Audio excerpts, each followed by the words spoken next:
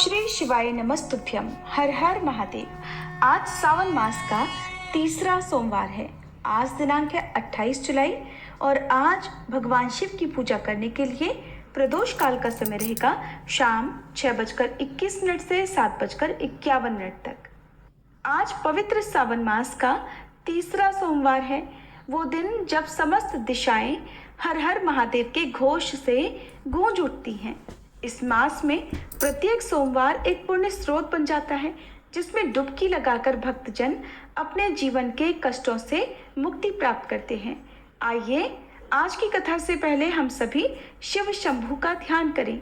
हे कैलाशपति महादेव, आपकी जटाओं से बहती गंगा, आपका भस्म लेपित स्वरूप, आपके त्रिनेत्र की दिव्य दृष्टि सब हमें पवित्र कर दे, हमें आत्म शांति, भक्ति और ज्ञान की ओर ले चले। हे करुणा निधान, हम सभी आपके चरणों में नतमस्तक होकर प्रार्थना करते हैं। हमारे जीवन में यदि कोई भ्रम, बाधा या दुख है तो वह इस व्रत की कृपा से मिट जाए। आपका आशीर्वाद हमारे हृदय, परिवार और संकल्पों में सदा बना रहे।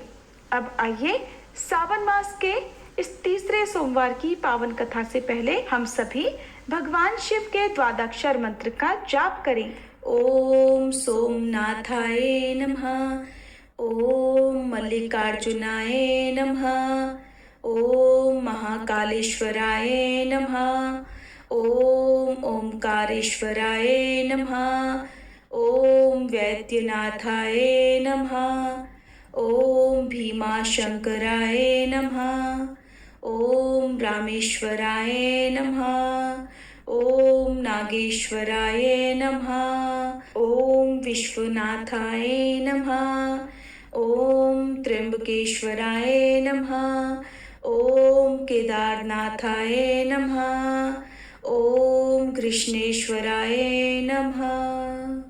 एक बार किसी नगर में एक साहूकार था। उसके घर में धन की कोई कमी नहीं थी, लेकिन कोई संतान न होने के कारण वह बड़ा दुखी था। संतान प्राप्ति के लिए वो हर सोमवार को व्रत रखता था और पूरी श्रद्धा के साथ शिव मंदिर जाकर भगवान शिव और माता पार्वती की पूजा किया करता था। उसकी भक्ति देखकर एक दिन माँ पार्वती प्रसन्न होकर भगवान शिव से साहूकार की मनोकामना पूर्ण करने का निवेदन करती हैं। पार्वती जी के आग्रह पर भगवान शिव ने कहा, हे देवी, इस संसार में हर प्राणी को उसके कर्मों का फल मिलता है और जिसके भाग्य में जो हो उसे भोगना ही पड़ता है। लेकिन पार्वती जी ने साहूकार की भक्ति देखकर उसकी मनोकामना पूर्ण करने की इच्छा व्यक्त की। माता पार्वती के आग्रह पर भगवान शिव ने साहूकार को पुत्र प्राप्ति का वरदान तो दिया, लेकिन उन्होंने बताया कि ये बालक केवल 12 वर्षों तक ही जीवित रहेगा।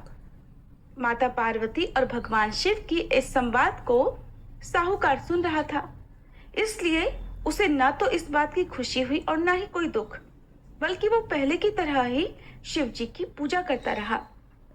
कुछ समय के बाद साहूकार की पत्नी ने एक पुत्र को जन्म दिया। जब वह बालक 11 वर्ष का हुआ तो उसे पढ़ने के लिए काशी भेज दिया गया। साहूकार ने पुत्र के मामा को बुलाकर उसे बहुत सारा धन देते हुए कहा कि तुम इस बालक को काशी विद्या पढ़ने के लिए लेकर जाओ। तुम लोग रास्ते में यज्ञ कराते जाना और ब्राह्मणों को भोजन दक्षिणा देते हुए जाना। दोनों मामा भांजे इसी तरह यज्ञ कराते और ब्राह्मणों को दान दक्षिणा देते काशी नगरी निकल पड़े। इस दौरान रात में एक नगर पड़ा जहां नगर के राजा की कन्या का विवाह था, लेकिन जिस राजकुमार से उसका विवाह होने वाला था वह एक आंख से काना था। राजकुमार के पिता ने अपने पुत्र के काना होने की बात को छुपाने के लिए सोचा, क्यों ना उस साहूकार के पुत्र को दूल्हा बनाकर राजकुमारी से विवाह करा दूं और विवाह के बाद इसको धन देकर विदा कर दूंगा और राजकुमारी को अपने नगर ले आऊंगा। लड़के को दूल्हे के वस्त्र पहनाकर राजकुमारी से विवाह करा दिया गया। साहूकार का पुत्र ईमानदार था, उसे ये बात सही नहीं लगी, इसलिए उसने अवसर पाकर राजकुमारी के दुपट्टे पर लिख दिया कि तुम्हारा विवाह तो मेरे साथ हुआ है, लेकिन जिस राजकुमार के संग तुम्हें भेजा जाएगा वो एक आंख से काना है। मैं तो काशी विद्या पढ़ने जा रहा हूँ। जब राजकुमारी ने चुन्नी पर लिखी बातें पढ़ी, तो उसने अपने माता पिता को ये बात बताई। राजा ने अपनी पुत्री को विदा नहीं किया, फिर बारात वापस चली गई। दूसरी ओर साहूकार का पुत्र और उसका मामा काशी पहुंचे और वहां जाकर उन्होंने यज्ञ किया। जिस दिन साहूकार का पुत्र 12 वर्ष का हुआ, उस दिन भी यज्ञ का आयोजन था। लड़के ने अपने मामा से कहा कि मेरी तबीयत कुछ ठीक नहीं है। मामा ने कहा तुम अंदर जाकर आराम कर लो। भगवान शिव के वरदान अनुसार कुछ ही देर में उस बालक के प्राण निकल गए। मृत भांजे को देखकर उसके मामा ने विलाप करना शुरू कर दिया। संयोगवश उसी समय भगवान शिव और माता पार्वती उधर से जा रहे थे। पार्वती जी ने भोलेनाथ से कहा, स्वामी, मुझे इसके रोने का स्वर सहन नहीं हो रहा। आप कृपया इस व्यक्ति के कष्ट को अवश्य दूर कीजिए। जब भगवान शिव मृत बालक के समीप गए तो वह बोले कि ये उसी साहूकार का पुत्र है जिसे मैंने 12 वर्षों की आयु का वरदान दिया था। अब आज इसकी आयु पूरी हो चुकी है। लेकिन मातृभाव से विभोर माता पार्वती जी कहने लगी, हे महादेव, आप इस बालक को और आयु देने की कृपा करें, नहीं तो इसके वियोग में इसके माता पिता भी तड़प तड़प कर मर जाएंगे। माता पार्वती के पुनः आग्रह पर भगवान शिव ने उस लड़के को जीवित होने का वरदान दिया। शिव जी की कृपा से वह लड़का जीवित हो गया। शिक्षा पूरी करके लड़का मामा के साथ अपने नगर की ओर वापस चल पड़ा। दोनों चलते हुए उसी नगर में पहुंचे जहां उसका विवाह हुआ था। उस नगर में भी उन्होंने यज्ञ का आयोजन किया। उस लड़के के ससुर ने उसे पहचान लिया और महल में ले जाकर उसकी खूब आवभगत की और अपनी पुत्री को धूमधाम से विदा कर दिया। इधर साहूकार और उसकी पत्नी भूखे प्यासे रहकर अपने बेटे की प्रतीक्षा कर रहे थे। उन्होंने प्रण कर रखा था कि अगर उन्हें अपने बेटे की मृत्यु का समाचार मिला तो वो भी प्राण त्याग देंगे। परंतु अपने बेटे के जीवित होने का समाचार पाकर वे बेहद प्रसन्न हुए। उसी रात भगवान शिव ने साहूकार के स्वप्न में आकर कहा, हे श्रेष्ठी, मैंने तेरे सोमवार के व्रत करने और व्रत कथा सुनने से प्रसन्न होकर तेरे पुत्र को लंबी आयु प्रदान की है। इसी प्रकार जो कोई सोमवार व्रत करता है या कथा सुनता और पढ़ता है, उसके सभी दुख दूर होते हैं और सभी मनोकामनाएं पूर्ण होती हैं। सभी प्रेम से बोलिए, भोले शंकर भगवान की जय, माता पार्वती की जय। हे भोलेनाथ, आज सावन मास के तीसरे सोमवार को हमने आपकी कथा को यथाशक्ति श्रवण किया, आपकी स्तुति की, आपका व्रत किया। यदि इसमें किसी भी प्रकार की त्रुटि, अपूर्णता या शिथिलता रह गई हो तो करुणामय होकर क्षमा करें। हमारे मन, वाणी और कर्म को शुद्ध करें। हमें ऐसी भक्ति दें जो कभी डगमगाए नहीं और ऐसा प्रेम दें जो केवल आपके चरणों में समर्पित हो। सभी श्रोताओं के जीवन में शुभता बनी रहे, घर घर में सुख, समृद्धि और आनंद की धारा बहती रहे। सभी प्रेम से बोलिए, पार्वती पते हर हर महादेव। प्रिय श्रोताओं, अब आपको सुनाते हैं नवग्रहों की कथा। ज्योतिष शास्त्र में नवग्रहों को बहुत ही महत्वपूर्ण माना जाता है, क्योंकि इन्हीं ग्रहों की चाल के कारण सभी राशियों के जीवन पर सकारात्मक या नकारात्मक प्रभाव पड़ते हैं। लेकिन कथा सुनाने से पहले आपको नवग्रहों के माता पिता के बारे में भी बताते हैं कि इन सभी नवग्रहों के माता पिता कौन हैं। ज्योतिष विज्ञान में ग्रह और उनकी दशा का विशेष महत्व है। ये सभी नवग्रह किसी न किसी क्षेत्र जैसे शिक्षा, ज्ञान, धन, लाभ, हानि, इनका प्रतिनिधित्व करते हैं।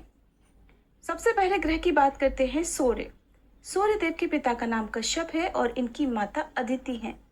पंच देवताओं में सूर्य देव का विशेष महत्व है। इनकी 2 पत्नियां हैं जिनका नाम संध्या और छाया है। शनिदेव भगवान सूर्य के पुत्र हैं और यमराज और देवी यमुना भी इनकी संतान हैं। दूसरे ग्रह हैं चंद्र ग्रह। चंद्रदेव महर्षि अत्रि के पुत्र हैं और उनकी माता का नाम अनुसुईया है।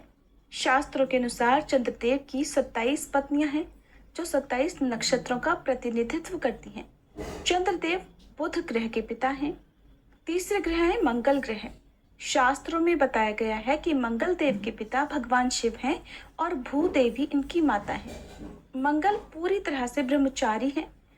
मांगलिक दोष का संबंध भी इन्हीं ग्रह से होता है। चौथे ग्रह हैं बुध ग्रह। बुध देव के पिता चंद्र और देवी तारा इनकी माता का नाम है। बुध देव को समस्त वेद और शास्त्रों का ज्ञान देव गुरु बृहस्पति से प्राप्त हुआ था और इनकी पत्नी का नाम इला है। चंद्र वंश का प्रारंभ भी इन्हीं से हुआ था। चौथे ग्रह हैं बृहस्पति। देव गुरु बृहस्पति के पिता महर्षि अंगिरस हैं। सुरूपा इनकी माता का नाम है और इनकी पत्नी का नाम तारा है। महाभारत काल में मुख्य भूमिका निभाने वाले गुरु द्रोणाचार्य इनके पौत्र माने जाते हैं। शास्त्रों में इन्हें देवताओं का गुरु भी बताया गया है। पांचवें ग्रह हैं शुक्र ग्रह। शुक्र देव के पिता भृगु ऋषि हैं और काव्य माता इनकी माता का नाम है। इन्हें कठिन तप के कारण भगवान शिव से मृत संजीवनी विद्या प्राप्त हुई थी। इनकी पत्नी का नाम जयंती है, जिन्हें देवराज इंद्र की पुत्री के रूप में जाना जाता है। छठे ग्रह है शनि ग्रह। शनिदेव भगवान सूर्य के पुत्र हैं और इनकी माता का नाम छाया है। लेकिन शनि का स्वभाव अपने पिता के गुणों से बिल्कुल विपरीत है। शनिदेव कर्मों के अनुसार फल प्रदान करते हैं और इनकी पत्नी का नाम धामिनी है। सातवें आठवें ग्रह के रूप में राहु और केतु को जाना जाता है, जो कि समुद्र मंथन के समय तक अमृत पान करने से पहले तक स्वरभानु था, जिसके पिता का नाम विप्रचित्त है और माता का नाम सिंहिका है। राहु की दो पत्नियां हैं, जिनका नाम नागवल्ली और नागकणी है। इनका वाहन काले अश्वों वाला रथ है। वहीं स्वरभानु दैत्य के धड़ से केतु उत्पन्न हुए थे, जिनका वाहन चील है। ये तो था सभी नवग्रहों का परिचय। अब सुनिए नवग्रहों की कहानी। एक बार की बात है, किसी गांव में एक भाई बहन रहते थे। बहन का विवाह हो चुका था, तो एक दिन भाई अपनी बहन से मिलने के लिए उसकी ससुराल जा रहा था। रास्ते में भाई को एक सांप मिला और कहने लगा, मैं तुझे डसूंगा। भाई बोला, हे नाग देवता, मैंने ऐसा कौन सा अपराध किया है जो आप मुझे डसोगे? मैं तो अपने माँ बाप का एक ही पुत्र हूँ, बहन का एक ही भाई हूँ। मेरी पत्नी और मेरे बच्चे घर पर मेरा इंतजार कर रहे हैं। आप मुझे क्यों डसना चाहते हो? तब वह सांप बोला, तुम्हारे 9 ग्रहों की दशा लगी है, इसलिए मैं तुम्हें डस लूंगा। जब सांप किसी भी तरह राजी नहीं हुआ, तो वह बोला कि ठीक है, मैं अपनी बहन के घर उससे मिलने जा रहा हूँ। जब मैं वापस आऊंगा तब तुम मुझे डस लेना।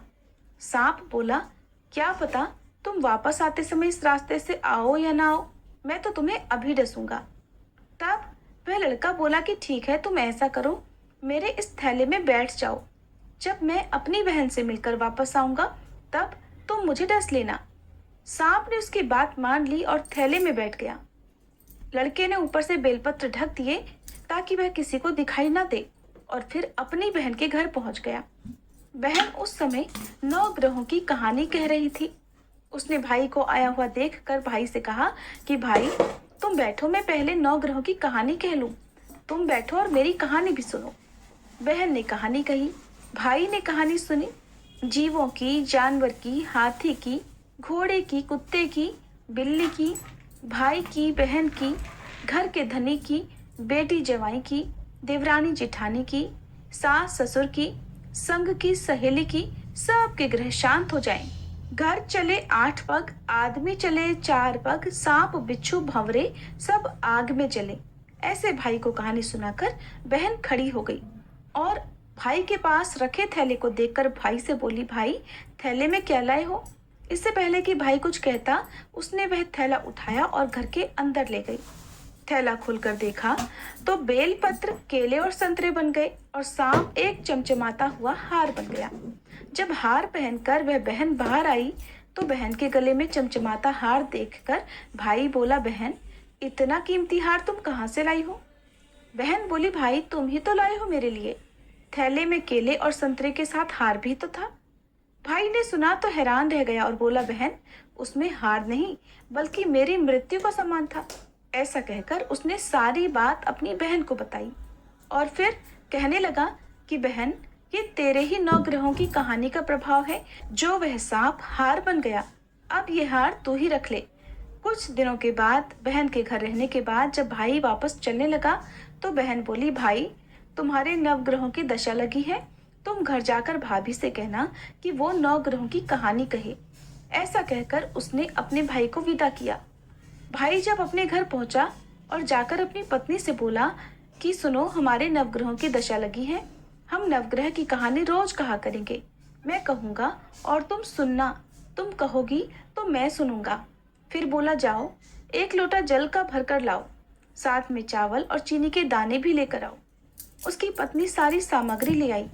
कहानी कही, जीव की, जानवर की, हाथी की, घोड़े की, कुत्ते की, बिल्ली की, देवरानी जिठानी की, सास ससुर की, घर के धनी की, बेटी जवाई की, भाई बहन की, सबके नौग्रह शांत हो जाइयो। घर चले 8 पग, आदमी चले 4 पग, सांप बिच्छू भंवरे सब आग में जल जाइयो।